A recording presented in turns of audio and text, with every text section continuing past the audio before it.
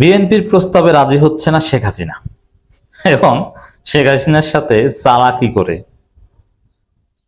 ব্যর্থ নেতা তারেক রহমান কুলিয়ে উঠতে পারছে না। দর্শক,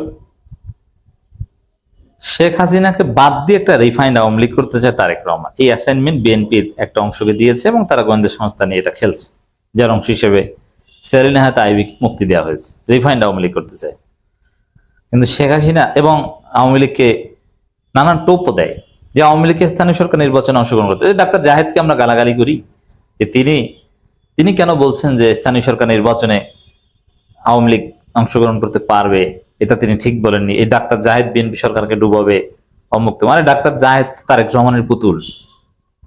তারেক, হ্যাঁ, ব্যক্তি ডাক্তার জাহেদ পোল্টিবাজ, তিনি পোল্টি মারবেন, বাট এখন পর্যন্ত যা বলছেন এটা তো প্রধানমন্ত্রীর কথা বলছেন। তিনি প্রধানমন্ত্রী উপদেষ্টা হিসেবে এখানে সাংবাদিকদের সাথে কথা বলছেন। অতএব এটা ডাক্তার জাহেদের ব্যক্তিগত কোনো কথা নয়। আওয়ামী লীগের নেতারা নির্বাচনে অংশগ্রহণ করতে পারবে, আওয়ামী লীগ নিষিদ্ধ নয়, এই কথাও বলেছেন ডাক্তার জাহেদ। আওয়ামী লীগের কার্যক্রম নিষিদ্ধ, অতএব আওয়ামী লীগের যারা লোকজন আছে তাদের কোনো সমস্যা নেই, তারা নির্বাচনে অংশগ্রহণ করতে পারবে। তো এই যে বক্তব্য, তাহলে জাতীয় নির্বাচনে তারা কেন পারেনি? স্বতন্ত্র তাদেরকে কেন দাঁড়াতে দেননি? ফাজলামি মারান।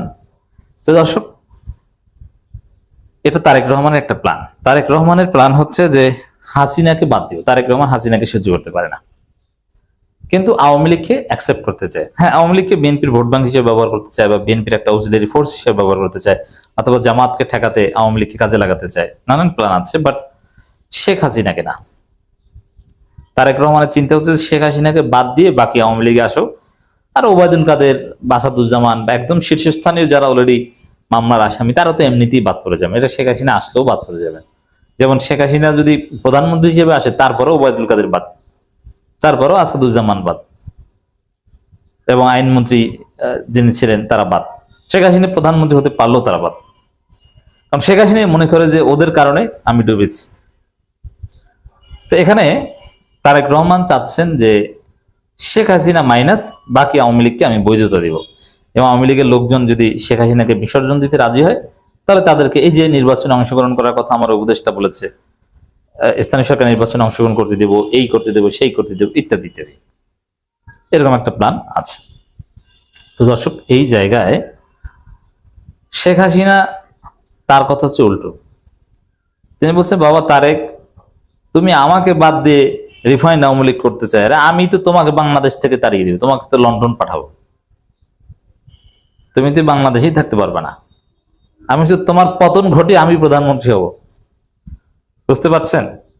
এবং তারেক রহমান বলছে যে আওয়ামী লীগ, তোমরা শেখ হাসিনাকে বাদ দিয়ে আসো, আর আওয়ামী লীগ মাইকে ঘোষণা দিয়ে বিএনপি ছাত্রদলকে পেটাচ্ছে, আর জামাত শিবির যে বিএনপি ছাত্রদলকে উদ্ধার করছে, মাইকে ঘোষণা দিয়ে পেটাচ্ছে।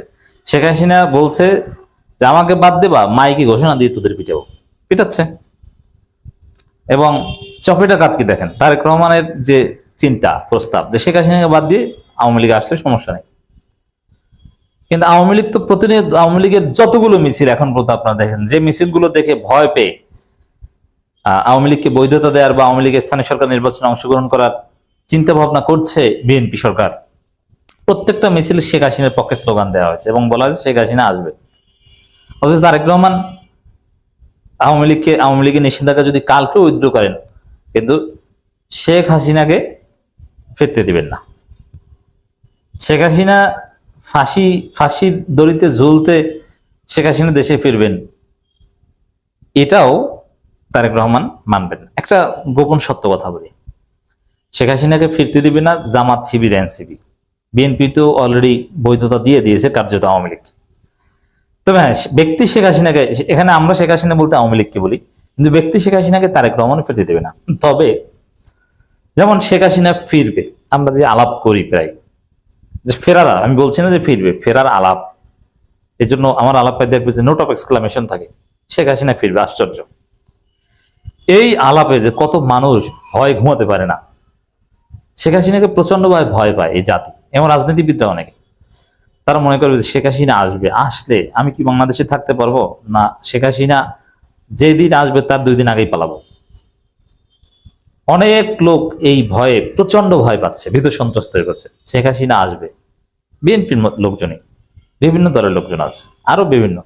শেখ হাসিনা আসবে, শেখ হাসিনা ফাঁসির দড়িতে ঝুলতে আসবে নাকি ওটার চিন্তা করে না, জাস্ট শেখ হাসিনা আসবে এই কথা শুনলেই তাদের ঘুম হারাম, এমন দেশ ছেড়ে পালানোর চিন্তা ভাবনা করছে। কারণ তারা মনে করে শেখ হাসিনা আসা মানেই ফাঁসির দড়িতে ঝুলে আসা না, শেখ হাসিনা আসা মানে সে টুডিয়ার টোমর প্রধানমন্ত্রী হবেই এবং তারপরে এই 24-এর ঘটনার প্রতিশোধ নেবে।